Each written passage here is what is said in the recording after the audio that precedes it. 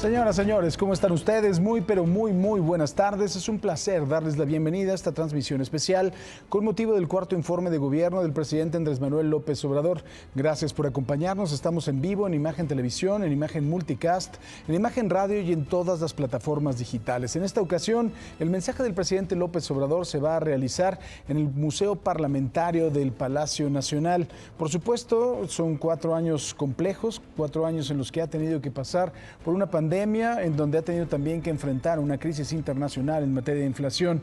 Por supuesto que también es muy importante que entra al último tercio de su sexenio y también con una pues ya sucesión presidencial abierta, entre las que él mismo ha denominado como corcholatas. Hay que decir que entre los invitados al mensaje, evidentemente, está todo su equipo: el secretario de Gobernación, Adán Augusto López; de Relaciones Exteriores, Marcelo Ebrard; de la Defensa Nacional, el general Luis Crescencio Sandoval; de Marina, el almirante José Rafael Ojeda; de Hacienda, Rogelio Ramírez de la O, así como la secretaria de Energía, Rocío Nale; el fiscal general de la República, Alejandro Gertz Manero; el secretario de Salud, Jorge Alcocer; la presidenta de la mesa directiva del Senado, bueno, ya no es presidenta de la mesa directiva del Senado, Olga Sánchez Cordero, ya es ahora Alejandro Armenta, y es precisamente ahora el que preside el Senado de la República, Olga Sánchez Cordero, quien fue secretaria de Gobernación en el sexenio, al principio del sexenio del presidente López Obrador, pero al día de ayer, 10 minutos antes de que concluyera el plazo legal, precisamente pues se dio el cambio en la mesa directiva del Senado de la República. Lo mismo sucedió también en la Cámara de Diputados, en donde asumió como presidente de la mesa directiva el diputado del PAN, Santiago Krill.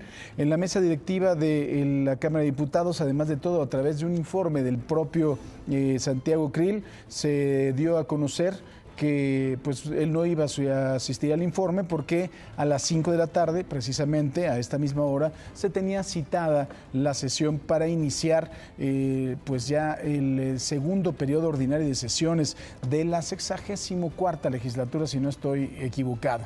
Mire, al terminar el cuarto informe de gobierno, el secretario de Gobernación, Adán Augusto López, se va a dirigir precisamente hasta Palacio Legislativo de San Lázaro para entregar el informe escrito de Andrés Manuel López Obrador.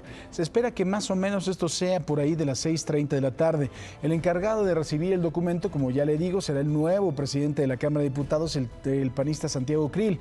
Este es un acto protocolario en la apertura del periodo ordinario de sesiones, que va a ser breve, no más de 10 minutos, que va a estar ahí precisamente el secretario de Gobernación. Y bueno, ¿cómo está el ambiente? Ya están llegando los invitados, quién está afuera, quién está llegando, qué es lo que se respira ahí en Palacio Nacional, en el patio Mariano, el patio central de Palacio Nacional. Está mi compañera Aurora Cepeda, a quien saludo con mucho gusto. Auro, ¿cómo estás? ¿Qué tal, Paco? Efectivamente estamos aquí en el patio Mariano, enfrente de la puerta del mismo nombre, y bueno, pues a unos minutos ya de que inicie este cuarto informe de gobierno, que se realizará en un esquema reducido todavía por el tema de la pandemia. Antes había pues muchísimos invitados, empresarios, organizaciones sociales, líderes sindicales, etcétera, pero bueno, pues desde la pandemia se ha reducido el acceso y nada más estará presente el gabinete legal, el ampliado y los titulares de los otros dos poderes, del Poder Legislativo y el Poder Judicial, así como los representantes parlamentarios de las mesas directivas de las cámaras. Pero, mi querido Paco, en esta ocasión el informe se estará rindiendo en el segundo piso de este lugar en donde están las escaleras monumentales con los murales de Diego Rivera. En ese segundo piso es en donde se va a realizar el cuarto informe de gobierno del presidente de la República, que ya no tardará mucho en empezar y se espera que dure más o menos 60 minutos, 1 hora, y en donde el presidente va a exponer cómo está el pueblo de México, la nación, justamente a 4 años de entrada de su gobierno. Eso es lo que está sucediendo en estos momentos, Paco, y estamos al pendiente. Auro, además de todo, creo que va a ser muy importante, ¿no?, el ver en dónde van a sentar a las corcholatas. Hace un momento estábamos viendo a través de la señal de Imagen Televisión al canciller Marcelo Ebrard, que estaba dando algunas entrevistas, estaba llegando por ahí, y por supuesto también, ¿no?, el desempeño o el lugar incluso en donde vayan a estar sentados tanto Marcelo Ebrard como el propio Adán Augusto López y Claudia Sheinbaum. Creo que va a ser una señal importante el día de hoy. Efectivamente, es una forma de decirnos pues qué importancia tienen para el presidente de la República estos precandidatos, por llamarles de alguna manera, y que bueno, pues estamos esperando ver precisamente dónde estarán y cómo estarán sentados y distribuidos, Paco. Oye, además importante, ¿no? Hace muy poquito tiempo acaban de entregar el Museo Legislativo del Palacio Nacional, que estuvo cerrado y que fue, además de todo, la primera sede del Poder Legislativo de nuestro país. Efectivamente fue remodelado y si no mal recuerdo, pues tuvimos una exclusiva por parte de mi compañero Arturo Páramo de conocer justamente cómo quedó este recinto y este lugar, además de que ya lo veremos ahora en este cuarto informe de gobierno del presidente de la República, Andrés Manuel López Obrador. Pues bueno, va a ser muy, muy interesante, por supuesto, y vamos a estar muy pendientes. Miquel Auro, te mando un fuerte abrazo. Igualmente, Paco, saludos desde aquí, desde el Patio Mariano. Y bueno, por supuesto que estamos ahí en Palacio Nacional, que es un lugar fundamental para la vida política, la vida económica de nuestro país, que, pues bueno, desde la época de la conquista ha sido el centro neurálgico, tanto religioso como también político de México, ¿no? Y es un asunto de verdad muy, muy interesante, porque ahí estaba precisamente también el Poder Legislativo, las cámaras de diputados, incluso cuando convivían con el propio presidente de la República. Hay una anécdota muy buena que en un momento dado, cuando se tenía que remodelar la sede del Poder Legislativo, que evidentemente era muchísimo más delgado, por así decirlo, en aquella época, se tuvo que rentar una carpa, y fue una carpa de circo, algunas cuadras de donde está ubicado Palacio Nacional, y precisamente, pues bueno, eso es parte de pues la broma que se hace, ¿no? De que es un circo el asunto de la Cámara de Diputados, pero ahí estaba. Es más, si nos vamos a la época de los virreyes, ahí estaba el rastro, ahí estaba el molino, ahí había un mercado al interior del propio Palacio Nacional. La verdad es que la historia es muy interesante y hoy en día para cualquier visitante los murales son una cosa maravillosa. Por cierto también que el propio Palacio Nacional acaba de dar a conocer el Poder Ejecutivo una licitación para acabar con la fauna nociva, porque hay ratas de 4 patas que de verdad han sido todo un problema. Si usted ha ido a visitar algún día Palacio Nacional, se dará cuenta que hay una serie de gatitos que están por todos lados, pero también tienen una razón de ser, porque hay una fauna nociva encabezada por ratas reales, ¿no? De 4 patas que están ahí por todos lados, y se habla también de polilla, y ha habido una licitación importante para tratar de acabar con toda esta fauna nociva. Pero ahí en la explanada del Zócalo capitalino está mi queridísimo Atalo Mata. Atalo, ¿cómo estás? Buenas tardes.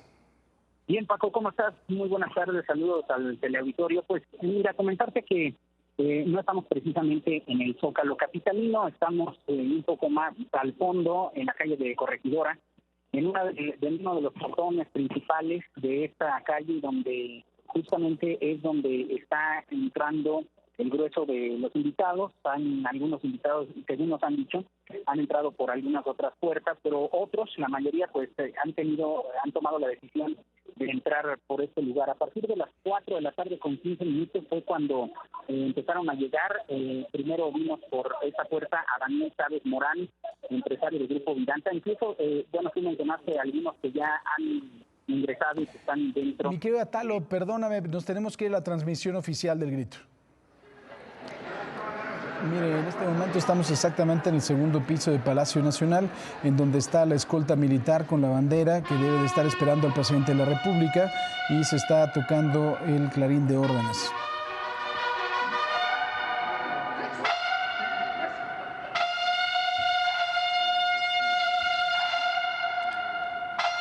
Damas y caballeros, ahí muy viene también tardes. caminando por el pasillo del Palacio Nacional el presidente de la República, acompañado de una escolta militar mujer. Van a rendirle los honores al jefe de Estado de México, el presidente Andrés Manuel López Obrador, acompañado de su mujer, Beatriz Gutiérrez Müller.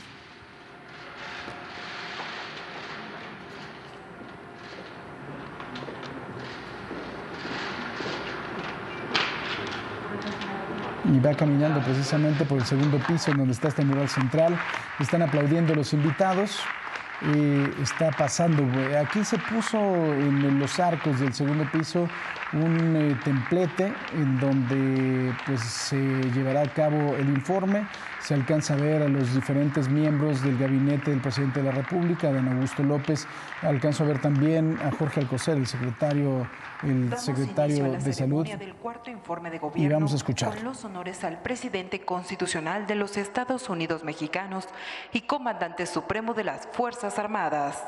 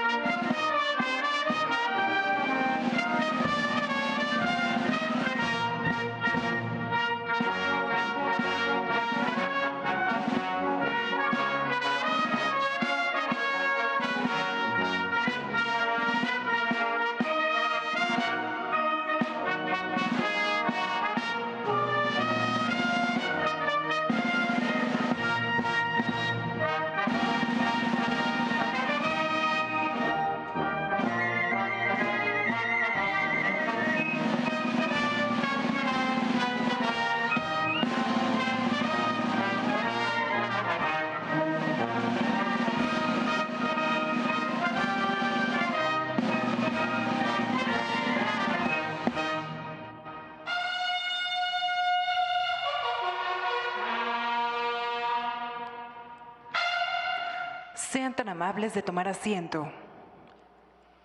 Escuchemos el mensaje que dirige el licenciado Andrés Manuel López Obrador, presidente constitucional de los Estados Unidos mexicanos, con motivo del cuarto informe de gobierno. Amigas, amigos, servidores públicos, pueblo de México, decidimos informar en este sitio, en este lugar histórico que simboliza el arte y la grandeza cultural de México.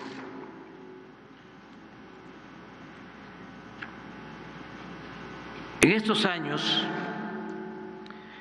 hemos enfrentado grandes desafíos como la pandemia y la crisis económica que se precipitó con su infausta llegada. Sin embargo, son estas difíciles circunstancias las que nos ponen a prueba y permiten dejar de manifiesto si funciona o no el proyecto de cambio o transformación que postulamos y llevamos a la práctica. Y hoy, en este informe, puedo sostener que a pesar de las adversidades, estamos saliendo adelante, como lo demuestran los resultados. Se nos cayó la economía, pero ya logramos recuperar los niveles previos al COVID. Hoy existen inscritos al Seguro Social 21.236.866 trabajadores, es decir, 623.330 más que antes de la pandemia. Y lo más importante es que sin crecimiento, según el indicador macroeconómico, pero con una mejor distribución del ingreso, hemos logrado aminorar la desigualdad y la pobreza.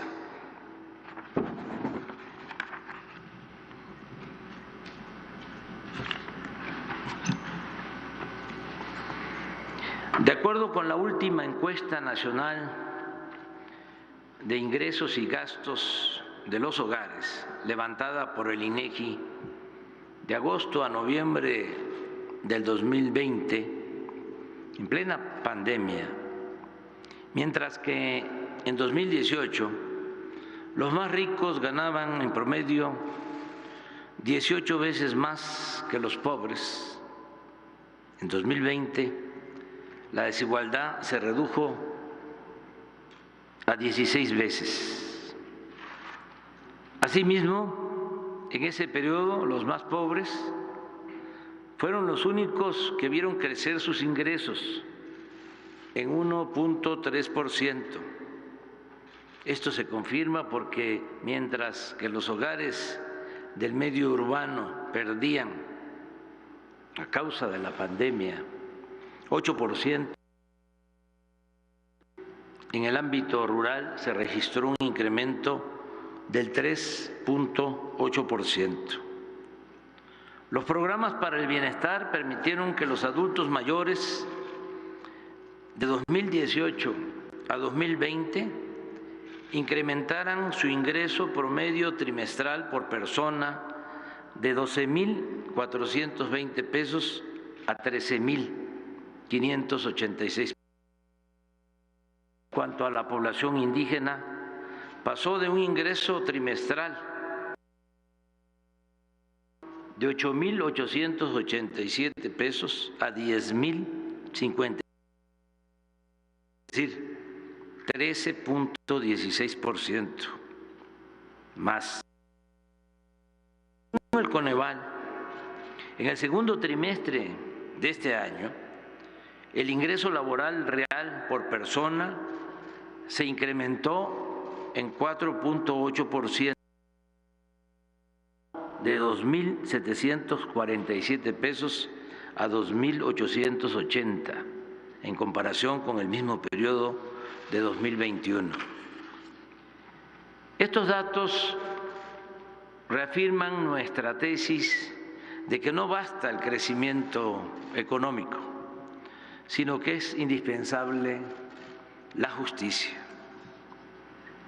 En la nueva política económica, moral y social que hemos aplicado desde el principio de nuestro gobierno, se ha desechado la obsesión tecnocrática de medirlo todo en función de indicadores de crecimiento que no necesariamente reflejan las realidades sociales.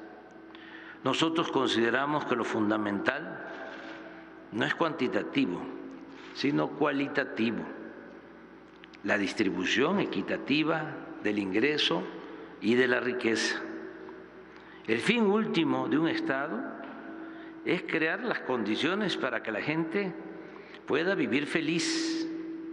El crecimiento económico y los incrementos en la productividad y la competitividad no tienen sentido como objetivos en sí mismos, sino como medios para lograr un propósito superior, el bienestar general de la población y aún más preciso, el bienestar material y el bienestar del alma. También es conveniente expresar que más allá del simple crecimiento económico, lo fundamental estriba en desterrar la corrupción y los privilegios para destinar todo lo obtenido y ahorrado en beneficio de la mayoría del pueblo y de manera especial de los más pobres y marginados. Puedo demostrar que en términos generales el plan de cero corrupción e impunidad y de erradicar los lujos en el gobierno nos ha permitido contar con alrededor de 2.4 billones de pesos extras o adicionales. Y les invito a hacer las cuentas en breve, en lo general. La cancelación de la condonación de impuestos a grandes contribuyentes, así como el combate a la evasión fiscal, ha significado ingresos excedentes a la hacienda pública por 1.700.000 millones de pesos. El combate al huachicol nos ha ayudado a detener una fuga de 200.000 millones de pesos. El ahorro en el costo de obras públicas nos ha permitido disponer de otros 200.000 millones de pesos. Y el plan de austeridad republicana en su conjunto ha representado liberar para el desarrollo más de 300.000 millones de pesos. Todo esto se refleja en la estabilidad financiera que hemos logrado, sin aumentar los impuestos, subir los precios de los combustibles o endeudar al país. Este año, a pesar de la inflación, 8.2%, y del subsidio a las gasolinas y el diésel, 293.000 millones de pesos, los ingresos del gobierno federal se han incrementado en 2.4% en términos reales, con relación al mismo periodo del año pasado. Agrego que si no hubiésemos optado por el subsidio a los combustibles, la inflación habría llegado al 14% y el salario real promedio de 8.943 pesos hubiese bajado a 7.900, es decir, una pérdida del 12%. En todo el tiempo que llevamos en el gobierno, el peso no se ha devaluado, ya ha estado en los 3 primeros lugares entre los países del mundo por su fortaleza con relación al dólar. Un buen manejo del presupuesto nos ha permitido incrementar considerablemente la inversión pública y realizar obras de gran importancia para el desarrollo de México. En el sector energético se ha invertido para rehabilitar las 6 refinerías que recibimos, para construir una nueva que ya está en fase de integración para comenzar a producir en Dos Bocas, Paraíso, Tabasco, y comprar la refinería Deer Park en Texas, que es ahora propiedad de la nación. Además, están en proceso de construcción en Tula, Hidalgo y Salina Cruz, Oaxaca, 2 sistemas de coquización para disminuir la producción de combustóleo y aumentar el volumen de gasolinas. Toda esta inversión, que suma alrededor de 24,000 millones de dólares y que se ha realizado sin contratar crédito, nos permitirá desde el año próximo procesar en nuestro país el petróleo crudo, ser autosuficientes en gasolinas y diésel y dejar de importar estos combustibles. La industria eléctrica nacional también se ha fortalecido. Al término de este sexenio, la Comisión Federal de Electricidad, con una inversión de 9,300 millones de dólares aproximadamente, incrementará su capacidad instalada en cerca de 10,000 megawatts con la construcción y modernización de 34 proyectos, impulsando básicamente la generación de energía limpia con la renovación de equipos de 16 hidroeléctricas y con la construcción del parque de energía solar más grande de Latinoamérica, ubicado en Puerto Peñasco, Sonora. Asimismo, con la nueva ley eléctrica que limita los privilegios de las empresas particulares, sobre todo de las extranjeras, la Comisión Federal de Electricidad está siendo rescatada del lucro privatizador que caracterizó a la política neoliberal o neoporfirista, alentada por funcionarios corruptos y antipatriotas. A finales de este año estarán terminadas 2,300 sucursales del Banco del Bienestar, construidas por los ingenieros militares para dispersar alrededor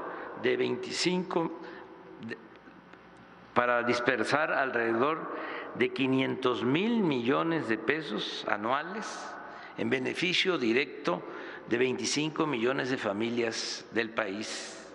Asimismo, con el apoyo de los trabajadores de la Comisión Federal de Electricidad, el año próximo terminaremos de alumbrar líneas de fibra óptica y se instalarán 2,800 antenas para cumplir el compromiso de garantizar el servicio de Internet gratuito en escuelas, hospitales y espacios públicos en todo el territorio nacional.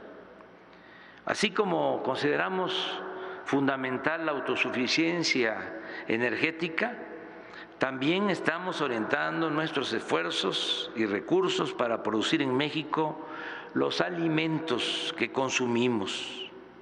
Con este propósito, estamos construyendo la presa de Santa María en Sinaloa, así como 274 kilómetros de canales principales y 1,251 kilómetros de canales de distribución en ese estado y en los de Sonora y Nayarit, con lo cual se podrán regar más de 100,000 hectáreas.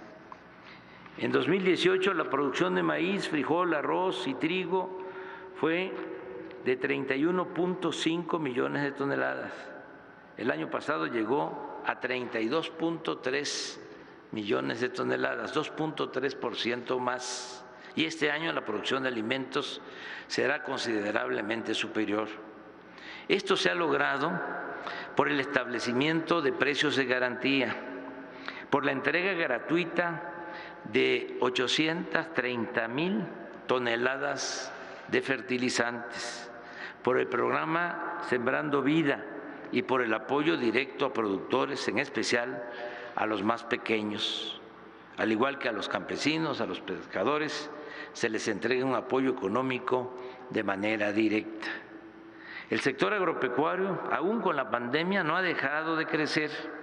En 2020 la producción aumentó en 1.1%, en 2021 en 1.3% y en el primer semestre de este año el incremento fue del 3%. Hoy puedo informar que ya somos autosuficientes en producción de frijol.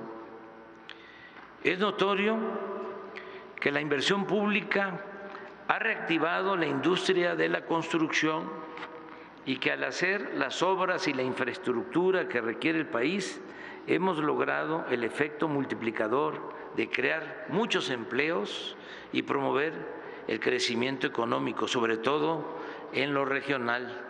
Aquí destaco la construcción del aeropuerto Felipe Ángeles, el cual fue dirigido por ingenieros militares y materializado mediante la contratación de 1.498 pequeñas, medianas empresas, generando con ello 169.312 empleos.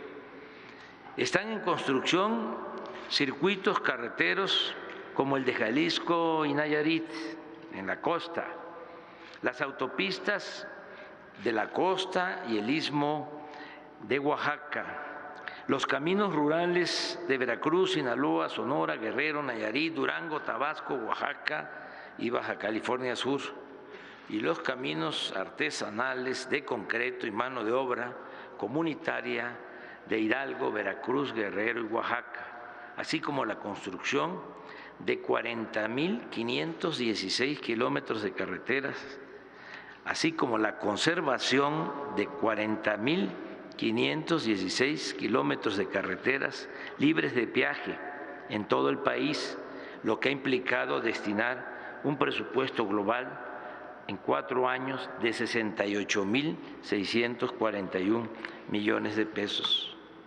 Vamos a terminar los 1.554 kilómetros de vías del Tren Maya y a partir del mes de julio del año próximo comenzarán a llegar los 42 trenes con 219 vagones que ya se fabrican por manos mexicanas en Ciudad Sagún, Hidalgo, y que darán servicio a turistas y pasajeros locales del sureste de México.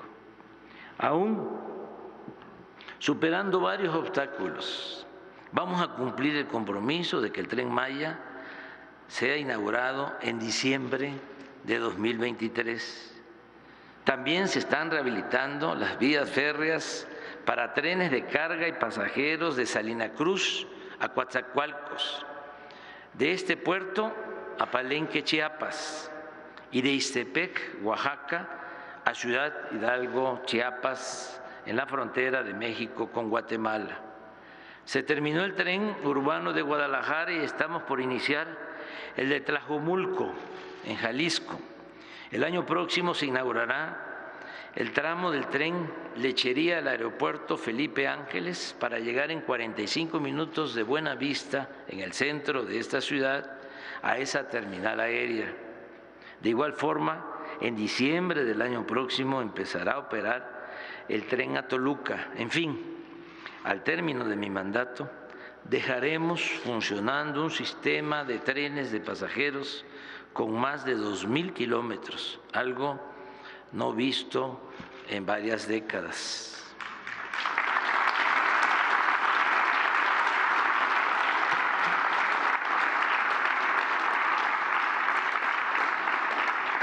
En coordinación con la Secretaría de la Defensa y con la Secretaría de Marina, que tienen a cargo ahora las aduanas, está en marcha un plan para el fortalecimiento de aduanas, incluyendo las 19 de la frontera norte, 2 de la frontera sur y 16 portuarias. con una inversión superior a 80,000 millones de pesos para ejecutarse en 2022 y 2023.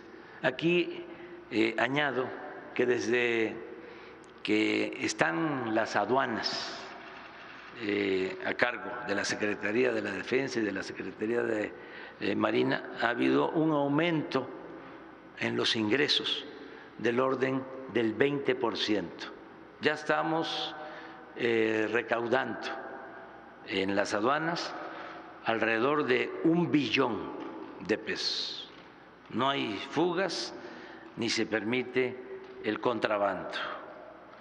También se han invertido más de 38,000 millones de pesos en mejoramiento urbano en 135 municipios del país, donde se han construido 151 unidades deportivas, 293 parques, malecones, espacios artísticos y culturales, 44 mercados, 162 escuelas, 22 centros de salud, 218 calles y redes de agua potable, así como la reconstrucción de 6,720 edificios públicos y 1,945 templos históricos e inmuebles culturales afectados por los sismos de 2017.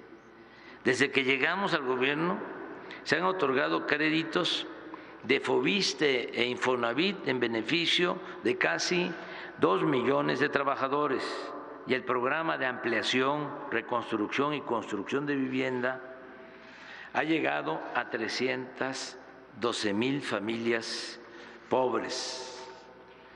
Se han declarado 5 sitios o zonas naturales para la protección de 127,249 hectáreas de flora y fauna, así como 139,749 hectáreas destinadas a ese mismo propósito, con la anuencia voluntaria de ejidos y comunidades.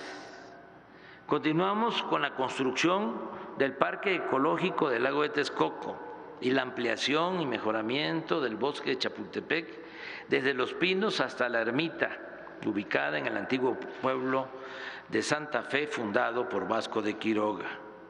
Agrego que estamos construyendo acueductos como el de la presa Picachos a la población de Concordia, en Sinaloa. Está por iniciar el acueducto de la presa El Cuchillo a la zona metropolitana de Monterrey, Nuevo León. El proyecto de agua saludable de la presa Francisco Zarco a la comarca lagunera, en Durango y Coahuila. De la presa Oviachi para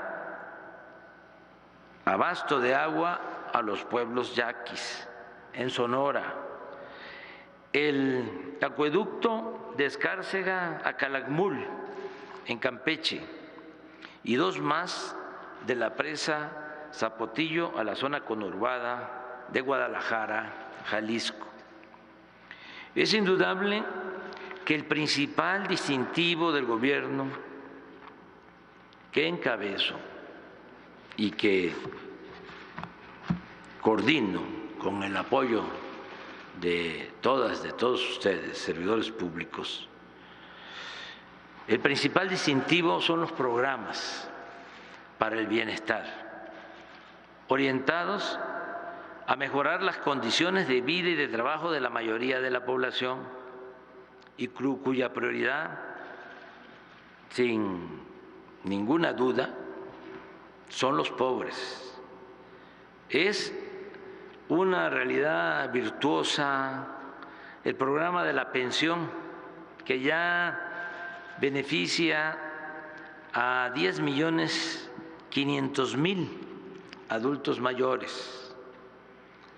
También la pensión a 1 millón de niñas y niños pobres con discapacidad, que ya se está ampliando a otras edades, con la celebración de convenios con los gobiernos estatales, y pronto este programa tan humano será universal. Se otorgan becas a 11 millones de estudiantes, desde preescolar hasta posgrado. 2.315.000 jóvenes han trabajado como aprendices, recibiendo un ingreso equivalente a un salario mínimo. De todos ellos, la mitad, cuando terminan de formarse, de capacitarse, son contratados por las empresas o centros de trabajo en que se ejerció la tutoría. De igual forma, se apoya con un jornal permanente a 449.570 sembradores que trabajan cultivando sus tierras, sean ejidales o pequeñas propiedades, en una extensión total de 1.123.925 hectáreas, organizados en 18.615 comunidades de aprendizaje campesino, con 15.132 viveros y biofábricas en 21 estados de la República. En materia educativa y cultural, destaco que luego de la pandemia, poco a poco, hemos regresado a la normalidad. Mis respetos a las maestras y los maestros de México. Son, de verdad, apóstoles de la enseñanza, y por eso atenderlos y mejorar sus condiciones laborales es un compromiso ineludible. Informo que hemos basificado a 650.000 trabajadores de la educación y se aumentaron más los salarios a los que ganan menos. La relación con los dirigentes del CENTE y de la CENTE es de diálogo y atención a sus demandas. Aún cuando por la pandemia se suspendieron las clases por más de un ciclo escolar, en todo el tiempo que llevamos gobernando, no se ha registrado ningún paro, y los maestros y las maestras no han dejado de asistir a las aulas a enseñar a niñas y niños. Esa propaganda vulgar, sucia, de que los maestros no trabajaban y eran rebeldes sin causa, ha quedado en el basurero de la historia, así como la llamada reforma educativa neoliberal y privatizadora que la engendró. Ahora, con la participación y consenso del Magisterio Nacional, también con la participación de madres, de padres de familia, se han aprobado los nuevos contenidos educativos verdaderamente científicos y humanistas, que ya se darán a conocer en los primeros nuevos libros de texto.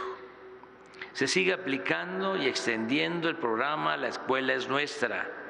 Desde el inicio hasta finales de este año habrán recibido presupuesto para el mantenimiento de instalaciones educativas y atención a estudiantes pobres 113,000 comités de madres y padres de familia. Es decir, estamos a punto de atender, de llegar al 66% de todas las escuelas, de todos los planteles de educación básica del país. Además del histórico número de becas otorgadas en este gobierno, repito, 11 millones, ya están funcionando 145 universidades públicas con distintas carreras del sistema de educación superior Benito Juárez García, donde estudiarán en este ciclo escolar 64,000 alumnos de pueblos y municipios marginados. Y añado que se crearán 55 universidades más, estas últimas para la formación de médicos y enfermeras, a fin de revertir el déficit de profesionales de estas especialidades.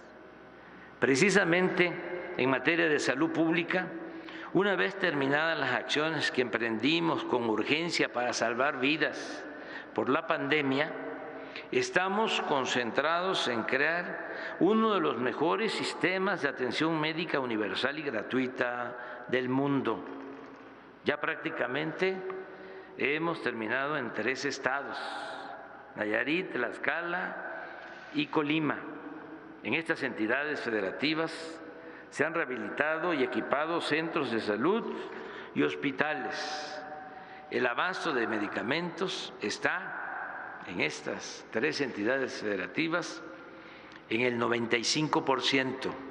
Se cuenta con el 84% de médicos generales y enfermeras para la atención a pacientes las 24 horas de los 7 días de la semana. También se ha contratado al 97% de médicos especialistas que se requieren y hemos basificado a 1.470 trabajadores de la salud que laboraban desde hace años como eventuales o por contrato.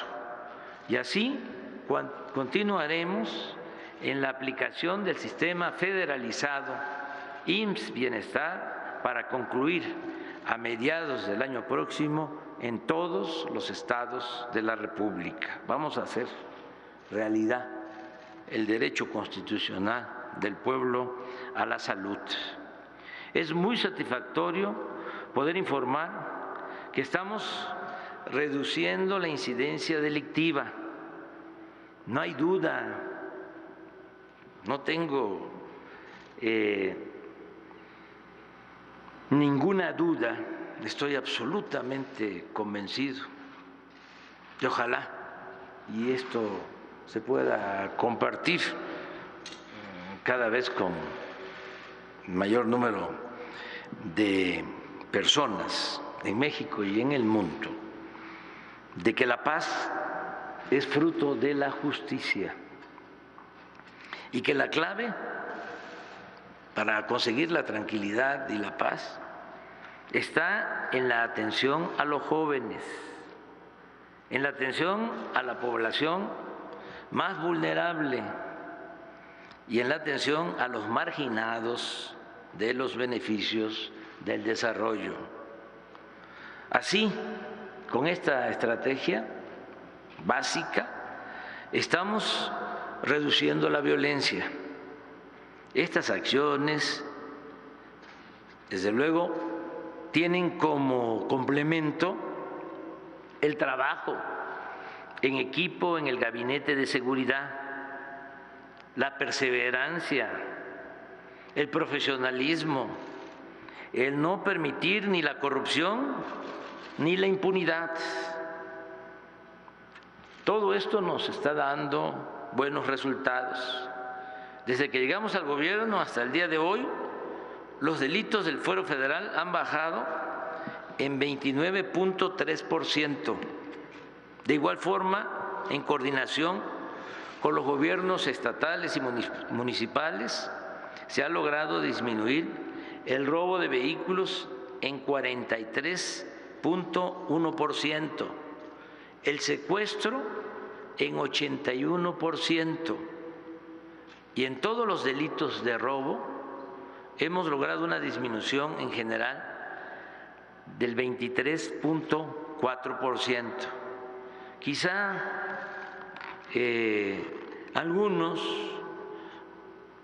o mucha gente no sepa o tenga una percepción distinta por la campaña sensacionalista, amarillista de los medios de información que actúan al servicio de nuestros adversarios conservadores.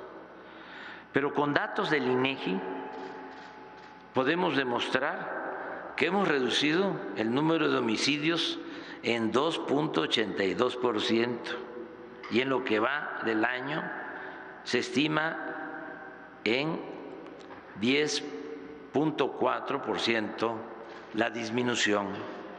Aquí creo conveniente señalar que este delito, homicidio, aumentó con Fox durante su sexenio en 1.6%, con Calderón en 192.8% y con Peña en 59%. Tengamos en cuenta también que se creó la Guardia Nacional, para lo cual se han construido 242 cuarteles de casi 500 que van a estar operando a finales del gobierno. Y se han reclutado y formado profesionalmente 115,000 elementos. Baste decir que en 19 entidades federales de la República ya hay más personal de esta corporación, de la Guardia Civil, que policías estatales. Por eso envié el día de ayer al Congreso una iniciativa de reforma legal integral con el propósito de que la Guardia Nacional pase a formar parte de la Secretaría de la Defensa, con el único afán de que se consolide, de que mantenga su disciplina y profesionalismo y sobre todo para que no se corrompa, como sucedió con la antigua Policía Federal. El propósito no es militarizar o ir al autoritarismo, sino cuidar con la vigilancia de la Secretaría de la Defensa el crecimiento sano de la que debe ser la principal institución de seguridad pública del país. Que nadie se confunda o se haga el que no sabe.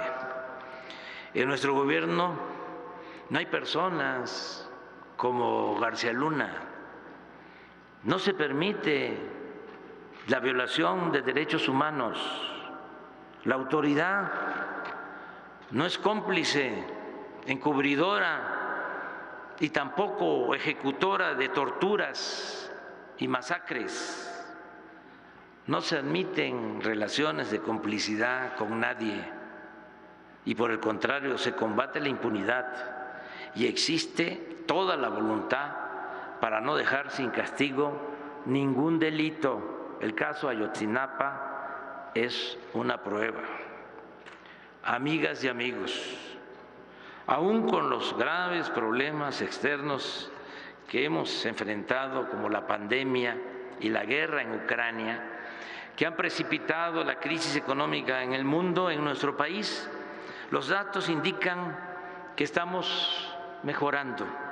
Particularmente nos han ayudado dos buenos factores, dos elementos buenos.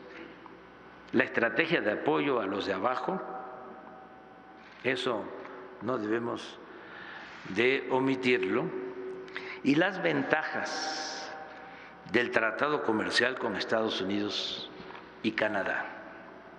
Los programas para el bienestar, la recuperación del poder adquisitivo de los salarios y el aumento en las remesas enviadas por nuestros queridos paisanos a sus familiares han mejorado la situación económica de la población más pobre del país. Y al garantizarse cuando menos lo básico, se ha mantenido la paz y ha permanecido encendida la llama de la esperanza. Al mismo tiempo, México está considerado en el mundo como uno de los países con más potencial para invertir y hacer negocios. Sigue llegando inversión extranjera y durante nuestro gobierno, en 2 años, se han logrado niveles históricos. En el primer semestre de este año, la inversión foránea creció en 12% en comparación con el mismo periodo del año pasado. Según la información que me acaba de transmitir en una carta mi amigo el presidente Biden, lo cito textualmente, me dice: el comercio bilateral en bienes entre Estados Unidos y México ha alcanzado los 384,000 millones de dólares este año, sobrepasando los niveles prepandemia para alcanzar un récord histórico. Hasta ahí la cita. En la relación con los pueblos y países del mundo ha prevalecido la cooperación y la amistad. Y con Estados Unidos es evidente que estamos trabajando juntos, respetando nuestras soberanías y manteniendo una política de buena vecindad.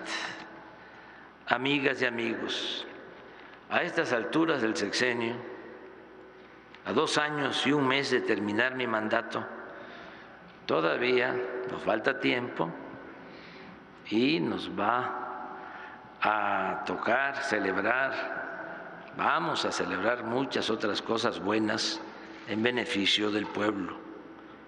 Y sobre todo se va a consolidar la transformación que estamos llevando a cabo millones de mexicanos.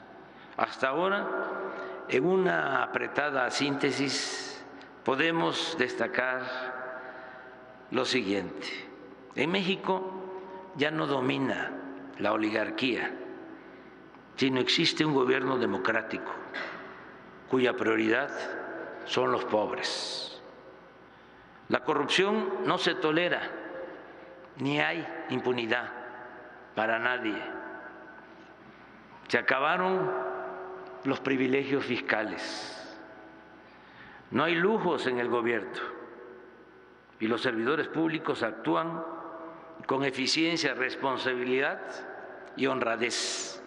Viven en la justa medianía, como lo recomendaba el presidente Benito Juárez. México está recuperando su prestigio en el mundo.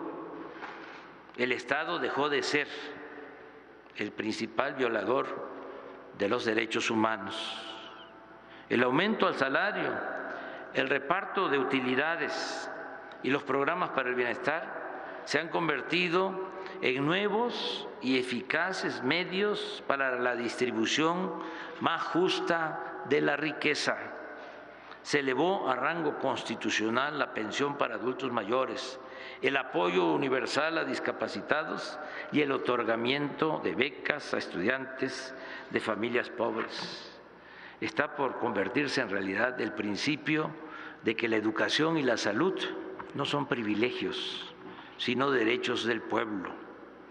Estamos ganando la batalla contra el racismo, el clasismo y la discriminación.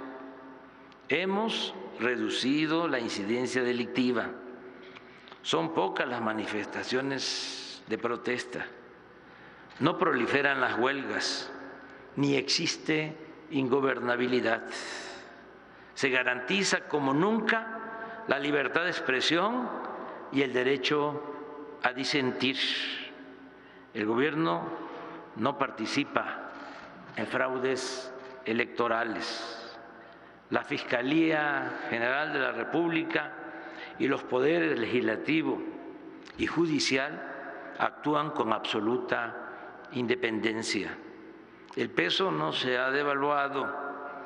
Han aumentado las reservas del Banco de México en 14%. Existe libertad religiosa y Estado laico.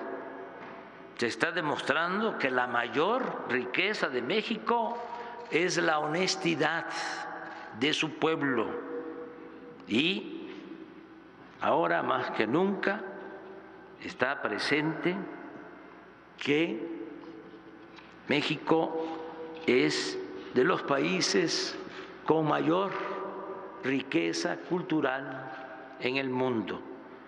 Está más presente que nunca la grandeza cultural de México. Amigas y amigos, les confieso que ahora poseo más aplomo y serenidad que antes.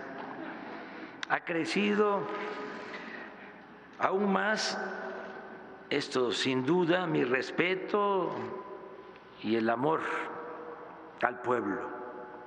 Creo con racionalidad, con mística y con optimismo que triunfará la cuarta transformación de México. Y en lo personal me siento bien y de buenas.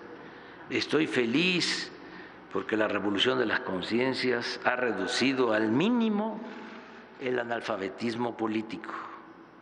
Gracias a los servidores públicos que me acompañan y a todas y todos los mexicanos por participar en esta odisea en pos de la felicidad del pueblo y la prosperidad de la patria.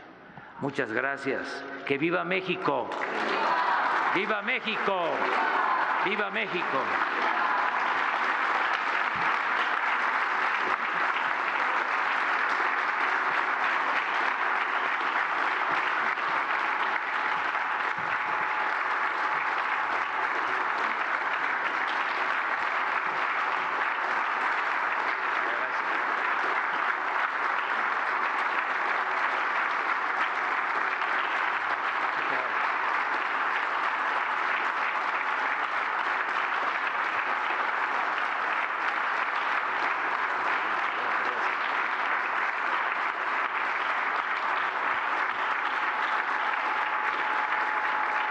Muchas gracias.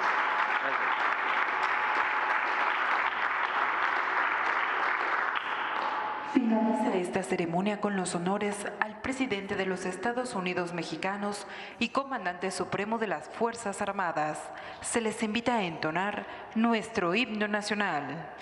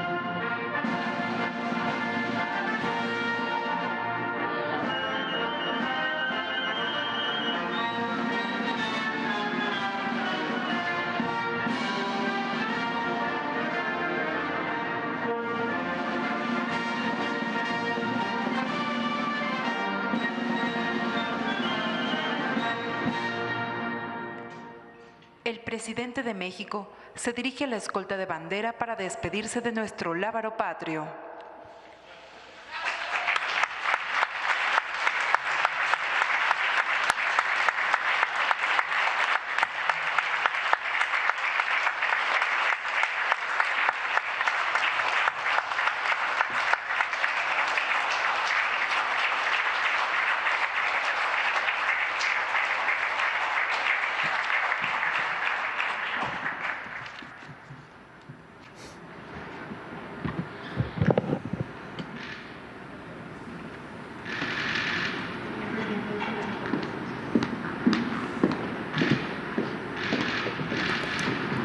Y bueno, ha terminado así el mensaje con motivo del cuarto informe de gobierno del presidente de la República, Andrés Manuel López Obrador, que él mismo ha dicho que faltan 2 años y 1 mes para que termine su periodo, en donde ha anunciado los principales logros de la cuarta transformación. Importante, por supuesto, saber cómo se vivió este informe, ahí, bueno, este mensaje en Palacio Nacional, en el Patio Mariano. Está mi compañera Aurora Cepeda. Aurora, adelante, Auro.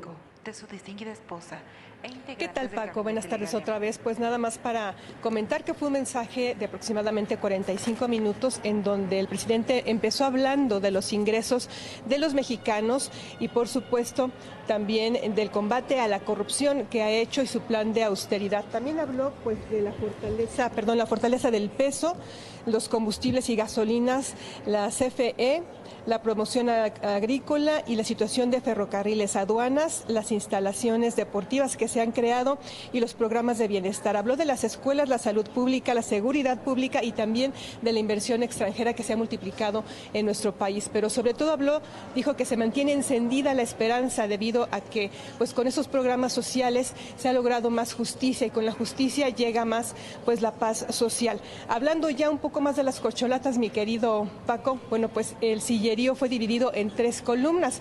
Los 3 precandidatos fueron sentados en la columna principal, central. Primero a la izquierda, Adán Augusto de Claudia Sheinbaum, que quedó en medio, y a la derecha, Marcelo Ebrard. Así que, por supuesto, en primera fila, viendo al presidente de la República y en la columna central de filas. Así que, bueno, pues ya vimos la distribución y la importancia que tienen estos precandidatos para el presidente de la República, Paco. Pues allí estuvo, que dicen que en política nunca hay coincidencias. Gracias, querida Auro. Buenas tardes. Buenas tardes desde el Palacio Nacional. Por supuesto, le agradecemos mucho que haya estado con nosotros en esta transmisión especial con motivo del mensaje que genera el cuarto informe de gobierno del presidente Andrés Manuel López Obrador. En breves minutos ya sale precisamente Adán Augusto López a la Cámara de Diputados a entregar el mensaje escrito para que posteriormente se pueda proceder a la glosa. Muchísimas gracias por su atención. Por supuesto, esto es Imagen Noticias.